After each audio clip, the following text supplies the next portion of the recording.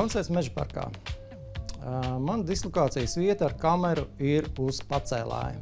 Tas ir apmēram 20 metru augstumā. Smuki virs Meža parka, virs estrādes, virs skatītājiem. Es strādāju par režisora asistenti, un viens no maniem papildus pienākumiem bija koordinēt pacēlāju. Koncerts noritēja ļoti forši, koplāns ļoti skaists.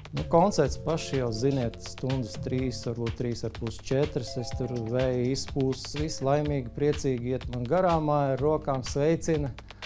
Un es konstatēju, ka es esmu aizmirsts. Ķeros pie mobilā telefona, izrādās baterijas ir nosēdušās. Pamazām sākam novākšanās darbus un pēkšņi atceramies, ka tas pacēlājs vēl ir gaisā un mums operators arī ir gaisā. Tā es tur kūkoju starp debesīm un zemi.